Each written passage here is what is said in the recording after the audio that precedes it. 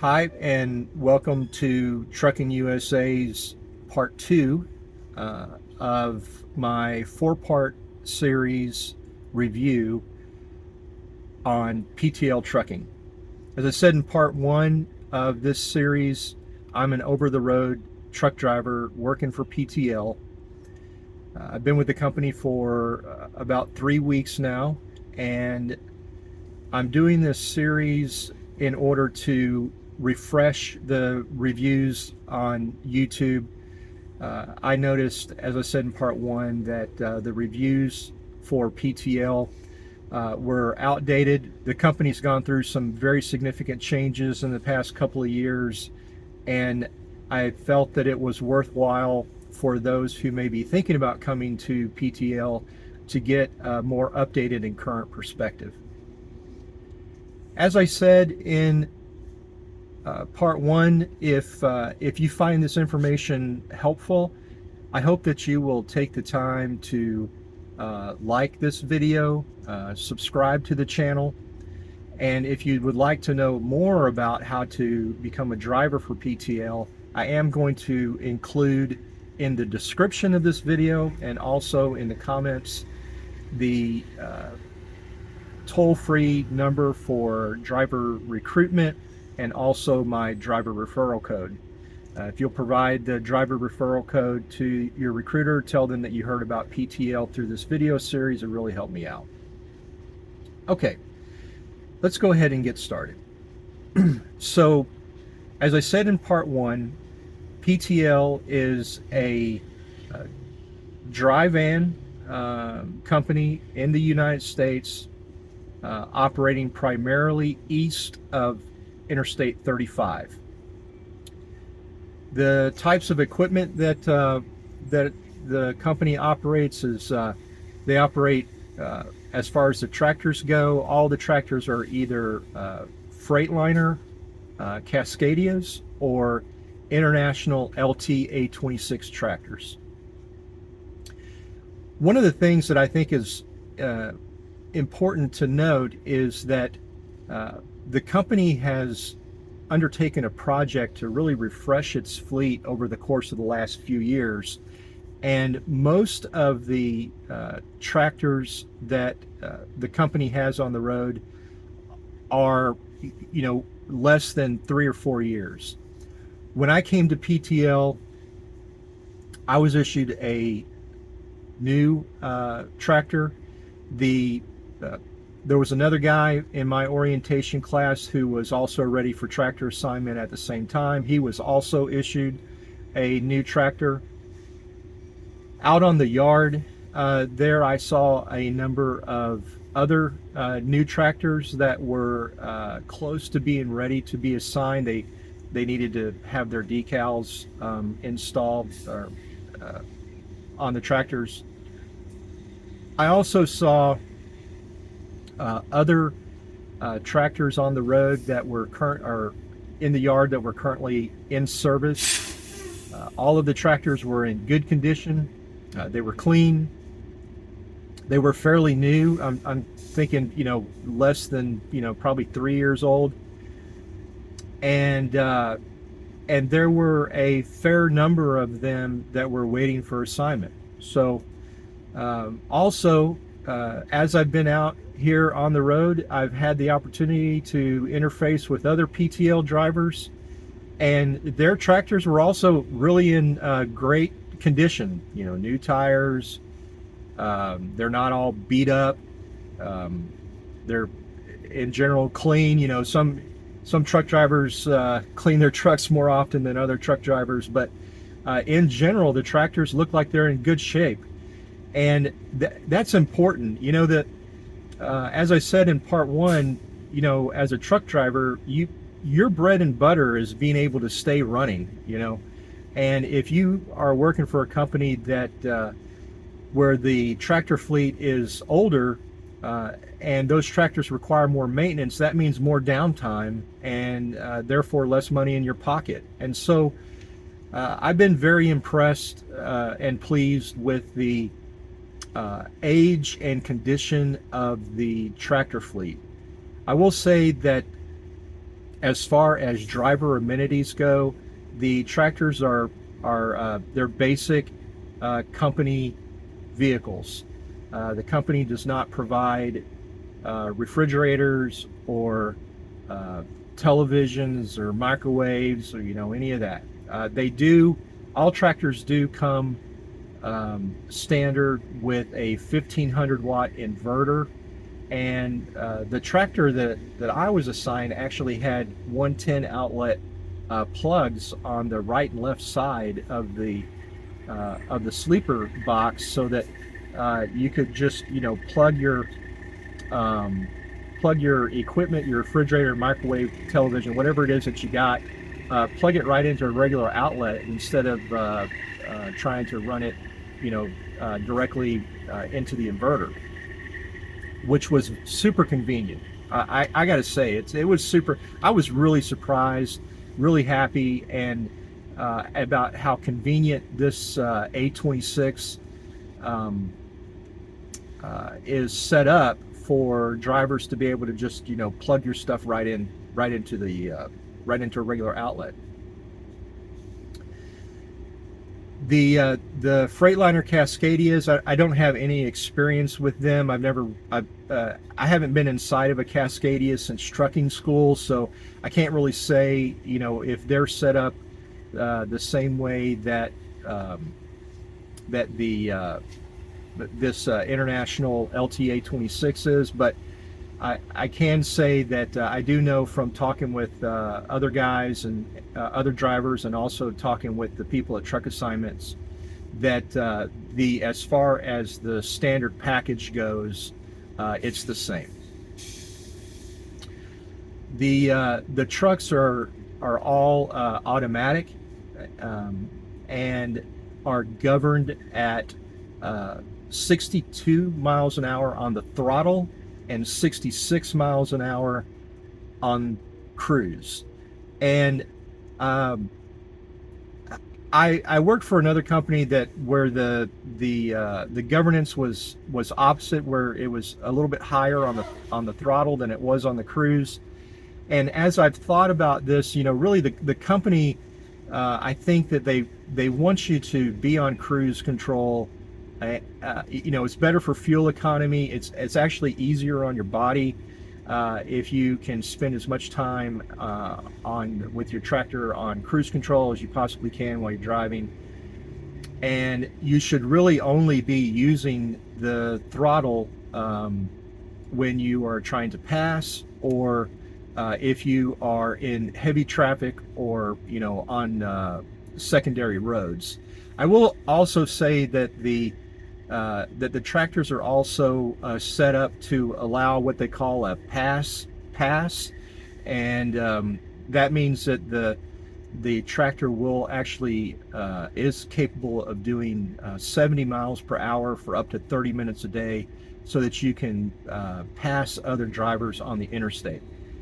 I've never used that, so I'm not a driver that gets in a big hurry. So for me, it's kind of a non-issue. I haven't even tried to figure it out, but that is something that is standard on their trucks.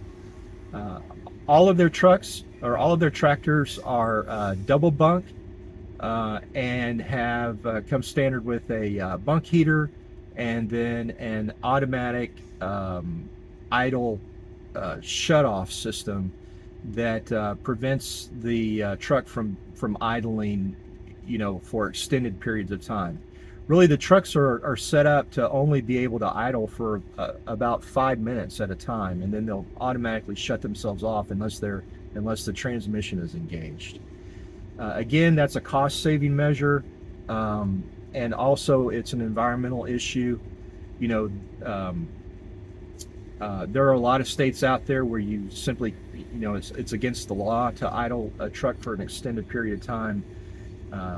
But personally, I haven't had any inconvenience whatsoever because of the setup of my truck, because of the idling or the idle controls, or the governance, or any of that.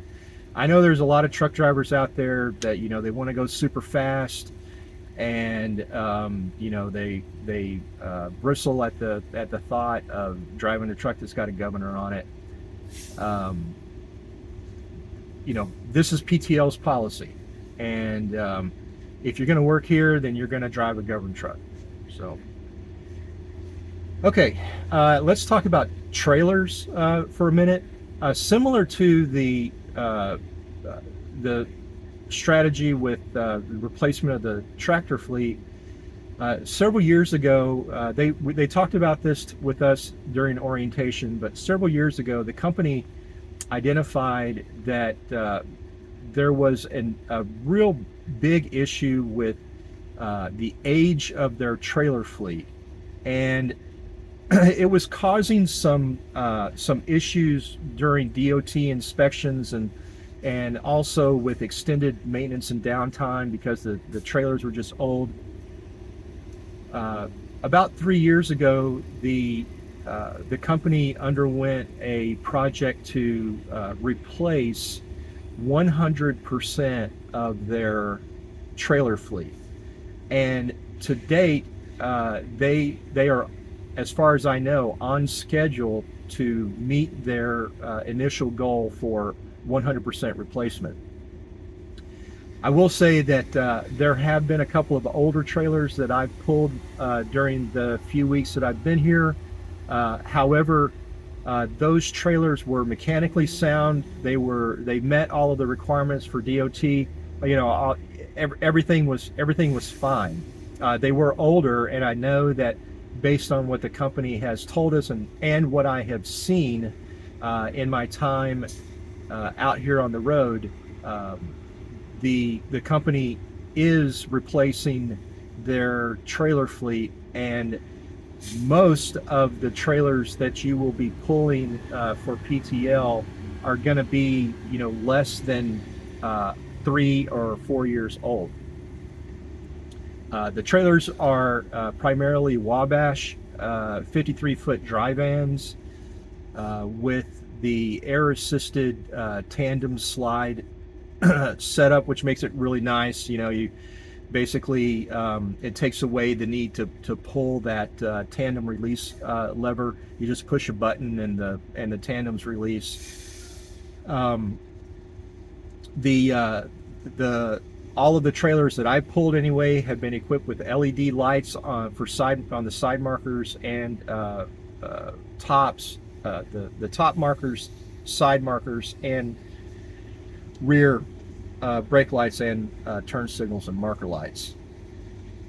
That makes it really great because you know, it used to be that you know, you'd haul a trailer, you have to carry around extra light bulbs. Those incandescent light bulbs are always blowing out.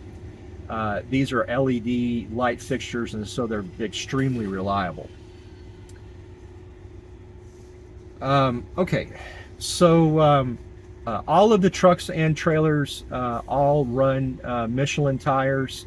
That you know, that's the top of the line tires. As far as I know, I haven't seen any retread tires on any of the trailers or tractors that I've interacted with, and I can't say whether or not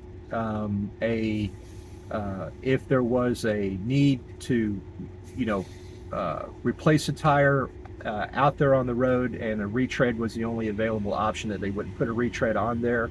But as far as I can tell, they're all virgin rubber Michelin tires, which are extremely robust and durable, dependable tires. They rarely ever fail, and so that is a big plus as a driver. It gives you a certain peace of mind knowing that your equipment is good equipment that is not going to let you down while you're out there on the road. Okay, so that's the equipment part of this video. I'm going to move into the operations now. So when you come on with the company, you will be assigned a fleet manager. that fleet manager is basically your supervisor while you're driving. Each fleet manager manages a number of different drivers. I really don't know how many they manage, but I will tell you that my fleet manager has been available for me during regular business hours every time I've tried to talk to him, other than a 2-day period of time when he was out on some sort of medical. However, on those 2 days that my fleet manager was unavailable, I did try to call in to the to operations, to dispatch, and the phone was immediately answered by someone who was covering for my fleet manager. I will also tell you that the fleet managers, it's in a trucking company, just like any other business out there nowadays, the primary mode of communication really is email. As a truck driver, you basically email over your tablet, over your computer that you have in your truck. This truck that I have here uses a Qualcomm system. I've used a tablet system, platform science system as well, and it's the same thing. You're basically sending what amounts to a little text message to your dispatch, and then they get back with you. The turnaround there has been pretty quick for me. I think I've waited a couple hours at the most, but most of the time it's minutes whenever they're getting back with you. And honestly, it's a lot more efficient use of time than trying to hold on the phone. If you've got something that you the times that I have absolutely needed to talk to my dispatcher, my practice, and it seems to work pretty well, is I'll send a message over my Qualcomm to my fleet manager and ask him to call me at his earliest convenience, to give him a little bit of a snapshot of what's going on. And then within a short period of time, they'll call you, and every single time I've done that, my fleet manager has, they understood what it was that I was telling them. They understood what the solution set was. They already had an answer for me whenever they called me back, which was fantastic, frankly. The daytime dispatcher, there is a team of people there, and you may get a call or a message from someone that's not your regular dispatcher, because they need to communicate with you, and maybe your regular fleet manager is is asking someone to, hey, reach out to this guy. So, but by and large, during regular business hours, you're going to be tended to by a fleet manager who and that's another thing, is that I feel like my fleet manager knows me. We have what I think to be a good relationship. He knows my name. I'm not just a number. He knows, he kind of watches me. He knows, what kind of driver I am, what kind of hours I like to drive, and then what kind of runs I like. And over the course of the last few weeks, I have noticed that as I've given him feedback and he's given me feedback, we have honed in on the right loads and delivery times and lengths of haul and stuff like that. So I'm going to talk about length of haul and loads here as part of this video. So just stand by a few minutes for that. Right now I'm going to talk about weekend and night dispatch, because this is a little bit different. One thing that if you've been in trucking for any length of time at all, that weekend dispatch and nighttime dispatch is just different, right? It's different people.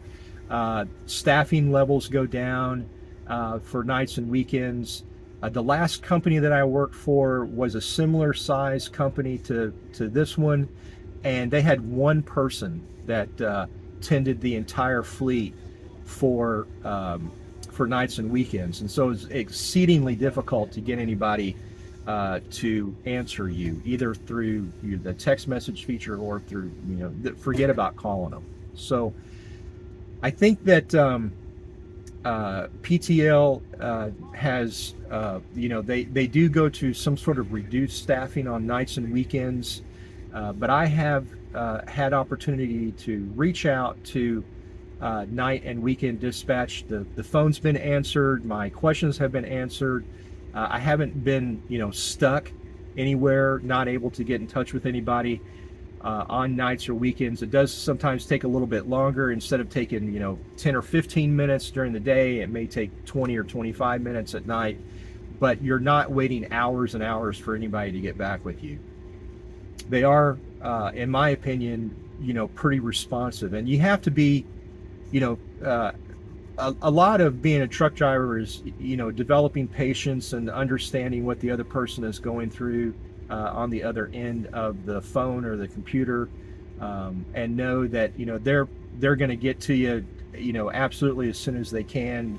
They're not going to forget about you, and that's been my experience here at PTL.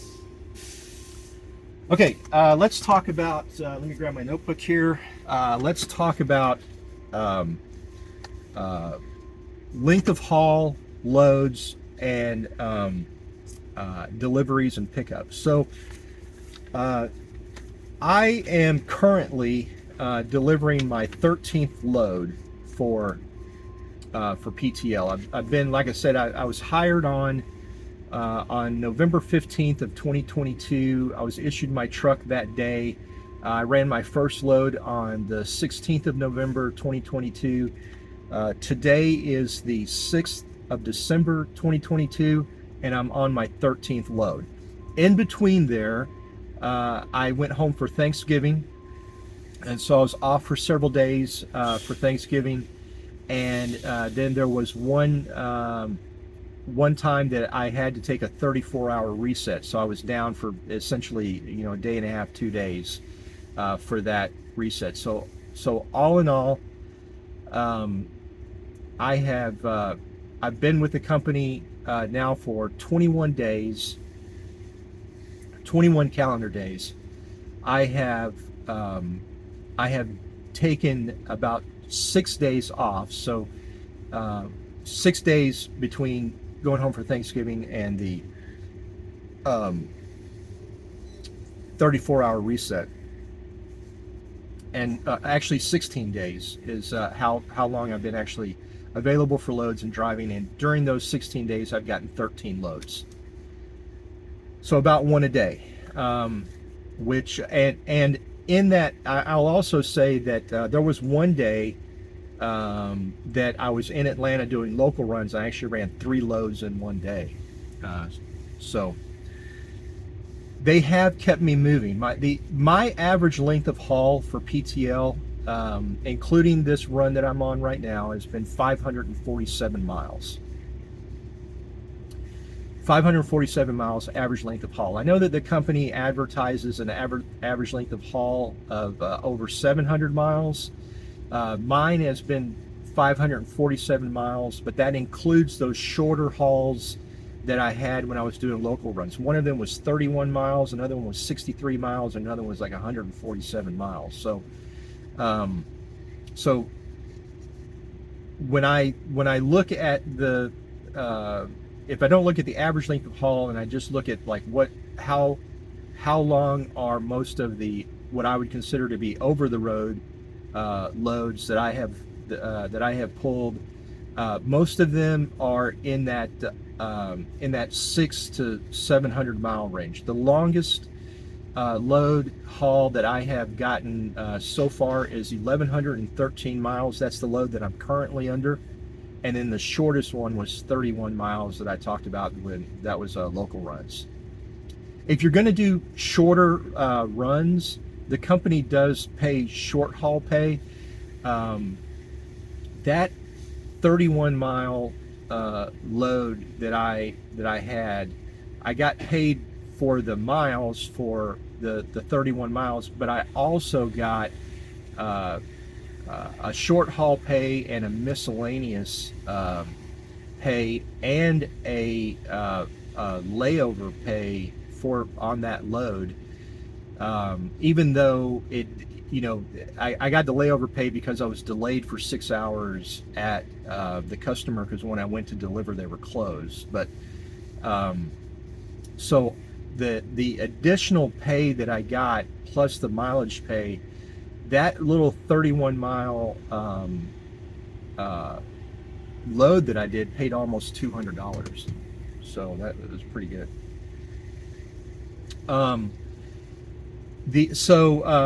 So the company does offer, you know, they try to make sure that you're staying trued up on your pay. If they're going to run you a lower number of miles, if they're going to ask you to do local runs or you know, shorter hauls, you know, for the needs of the company, then they have the ability to pay you for, you know, going and picking up an empty trailer, these miscellaneous or local pay, short haul pay, detention pay, layover pay.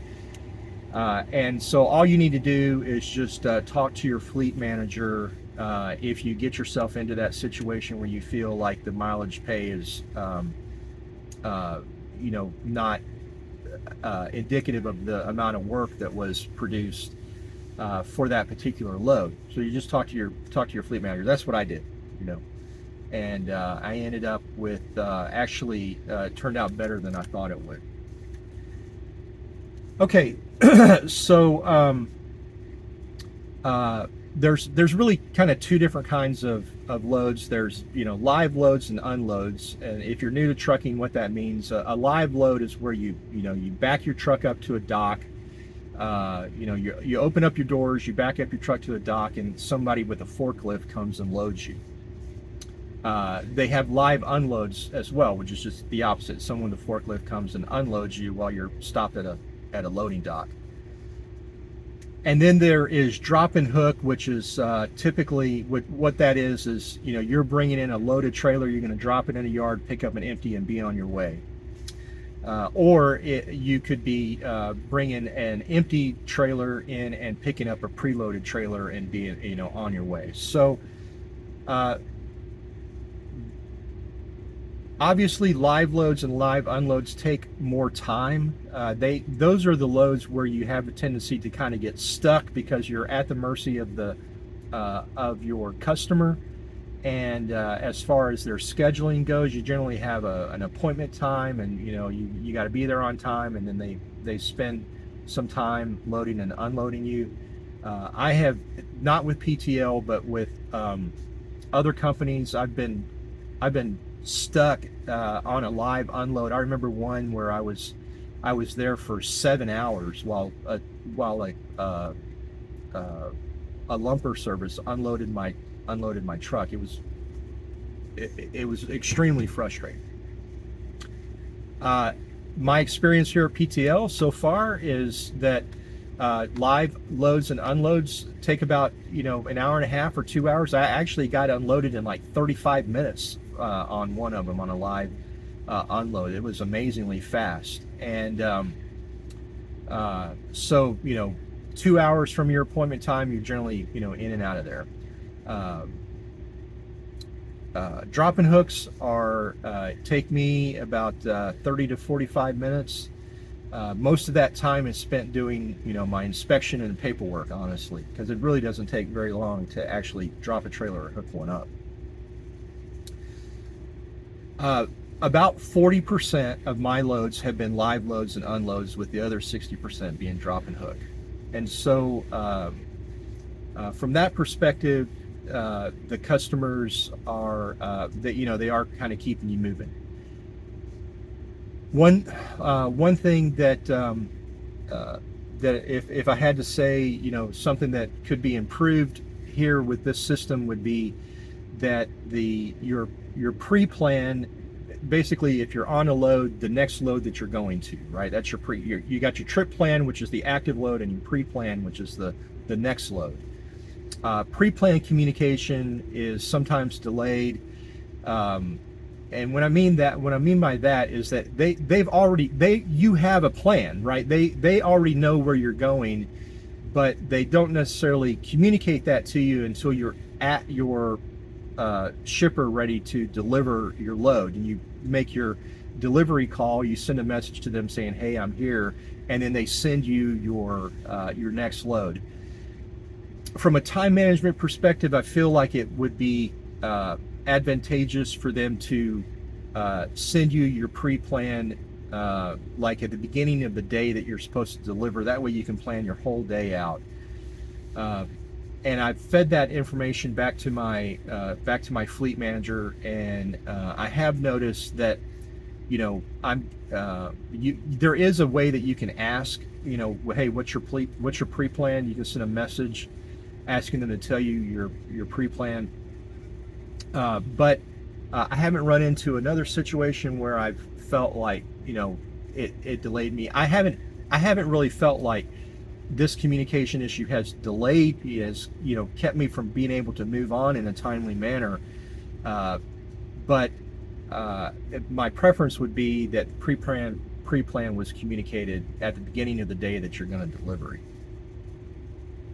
I understand why they don't communicate that pre-plan, you know, earlier. I was talking with my fleet manager. He says because, you know, pre-plans are subject to change, and you know, there could be something that happens at the last minute. You know, you get a traffic jam, or, you know, get some long DOT inspection or something like that that would delay you and potentially impact your ability to pick up that next load.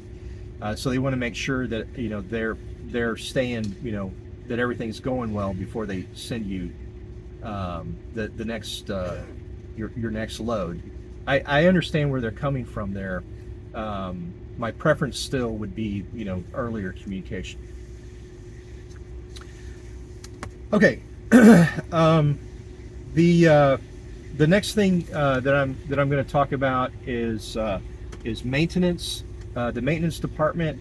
So when I was in orientation, I had the opportunity to tour the shop. It wasn't really part of the orientation class, but I took the opportunity to go to the shop myself and talk to one of the shop foremen there in Murray. I had a chance to kind of look around the shop and see, you know, how many trucks were in the shop, and I asked the foreman about, hey, how long does it take you to generally get in and out of here? I talked to other drivers about this too. Hey, if you have to go into the shop, if you have to go in the shop in the terminal, how long does it take you to get out? I asked these questions because one of the other companies that I work for, several of them, their terminals had 3 and 4 day wait times to get in for even a simple repair or inspection, and that has not been my experience here. And the shops, from my observations, run really well. The shop foreman told me that in general, you know, they try to get trucks in and out on the same day. The times that that doesn't happen, it's generally due to some sort of parts issue where, you know, they're waiting on a part to come in. They have a 10-bay maintenance shop there at the Murray facility, and I saw about 5 trucks that were in the shop the day that I went there, and 2 of those 5 were being decaled. They were new trucks. They were just getting their decals attached. So they only had 3 trucks in this 10-bay shop, and you know, they had plenty of staffing at the shop. And so my takeaway from that was that the shops are not understaffed, and because the tractors and the trailers are in, you know, pretty good shape, they keep them in pretty good shape, and they're fairly new. The load on the shops is not as significant as it would be for a company where the equipment age was older and subject to more, you know, needs for maintenance. I've also had 2 opportunities to interface with road service. I had one issue was as a result of vandalism on a trailer that I was picking up.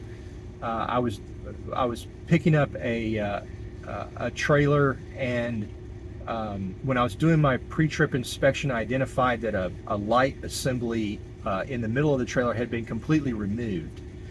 And so therefore the light had to be replaced before, the light assembly had to be replaced before I could, really take the load out there on the interstate, because it would not have passed DOT inspections. I called the shop, or I called the road service. I told them that I just happened to luck out. There was a truck stop with a maintenance facility that was just literally across the street from this customer. So they sent me over there.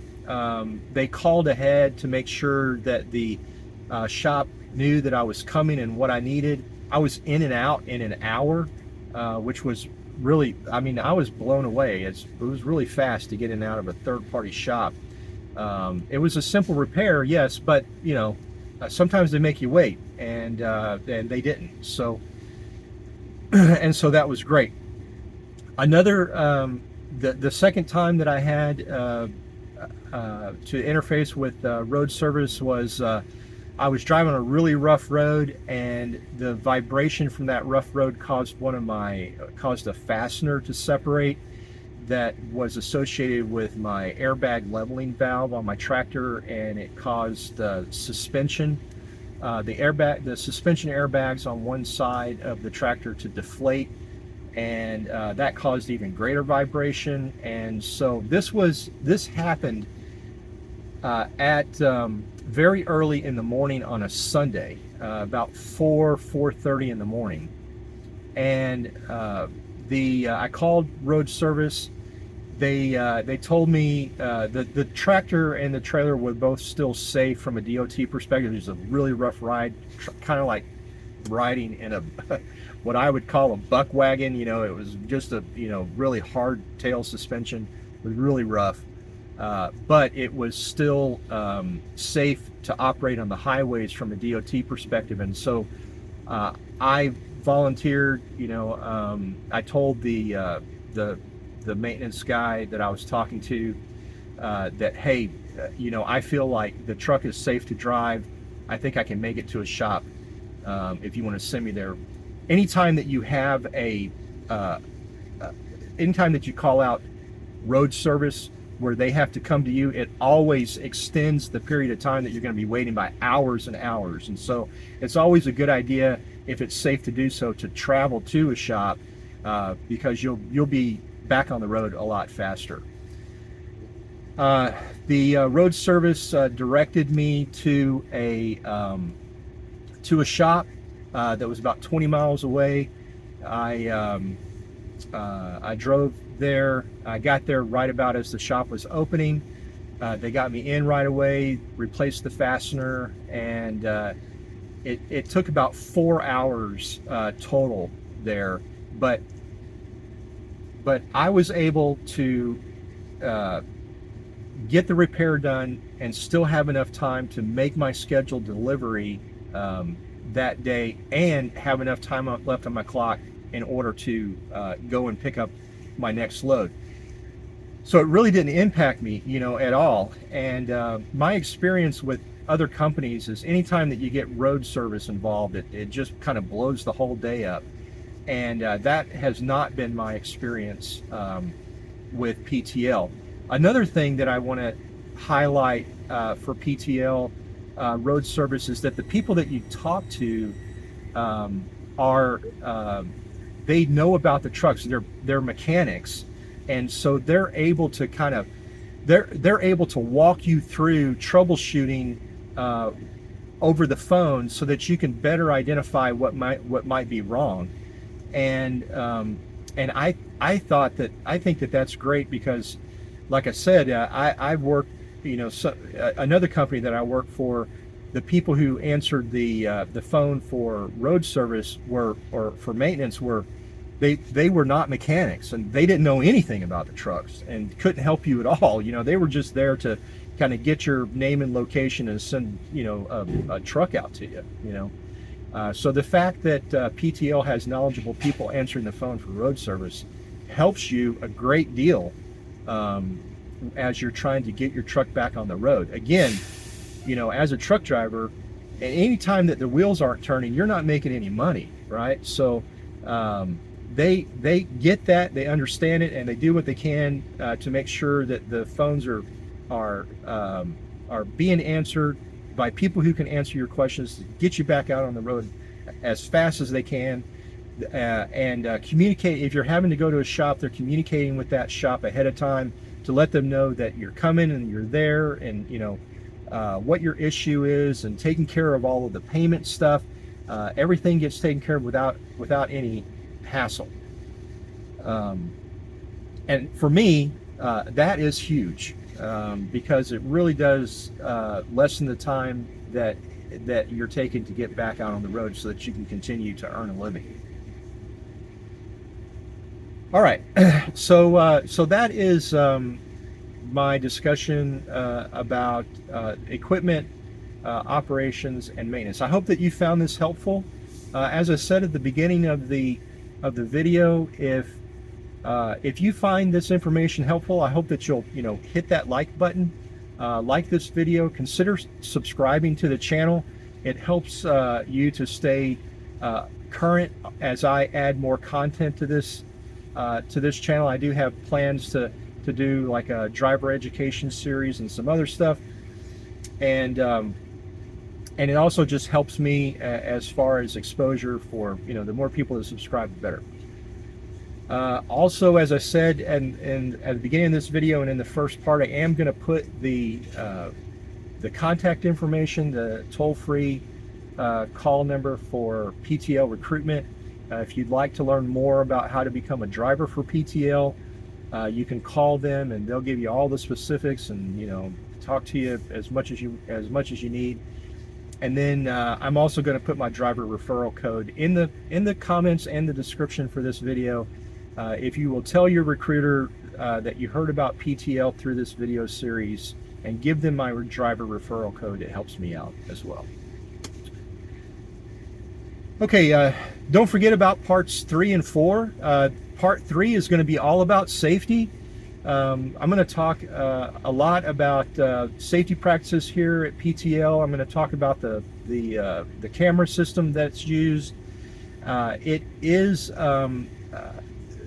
safety is just a huge department in any big trucking company. I think that they really do highly influence driver culture. And so I'm going to talk about safety and safety practices and philosophy here at PTL.